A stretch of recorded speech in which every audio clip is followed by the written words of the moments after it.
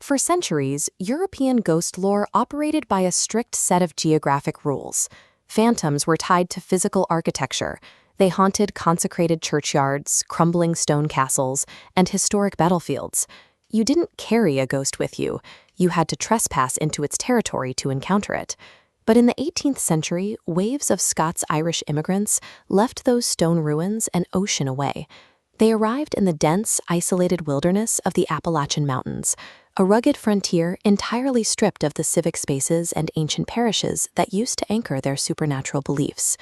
This created a distinct cultural vacuum.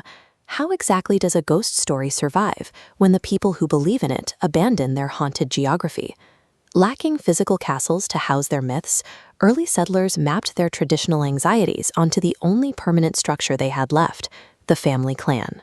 The entire European relationship with the supernatural underwent a structural reorganization. Spirits were domesticated.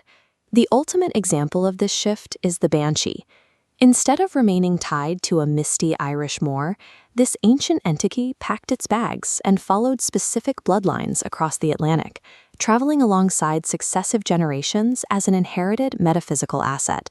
Out on the Appalachian frontier, the unseen forces of the world stopped haunting places. They started haunting human DNA. To understand how a spirit bonds with a genetic line, we have to trace the Banshee back to its historical origin in 8th century Ireland. The myth began with a very real human practice, keeners. These were women hired to sing laments and wail at funerals, often accepting alcohol as payment for their grief. The local church quickly condemned these women as sinners. Over generations, the historical memory of these grieving outcasts mutated. They transformed in the public imagination from flesh and blood mourners into the mythological Banshee, fairy women cursed to weep whenever a death approached. While the Irish spirit manifested as an auditory warning, a high-pitched shriek echoing through the night, her counterpart across the Irish Sea took a much more visual form. In Scottish folklore, this entity was known as the Banshee, or the washerwoman.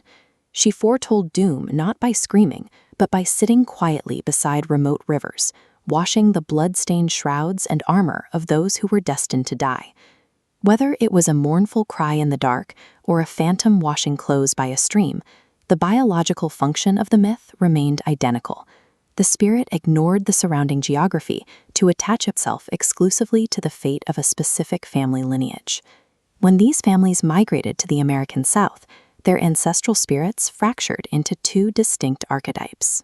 First was the protective Banshee, a loyal, inherited guardian whose wail served as a warning, allowing the family a grace period to prepare for an inevitable loss. The second was the punitive Banshee.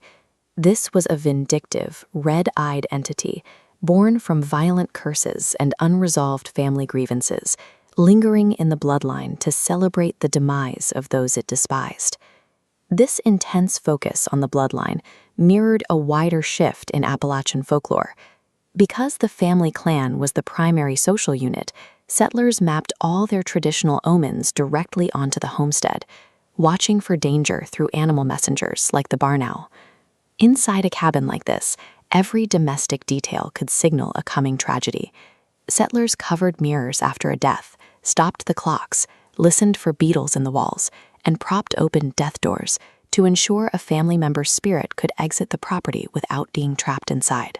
By the time these traditions took root, mountain families lived alongside their ghosts, weaving the supernatural into the labor of daily survival.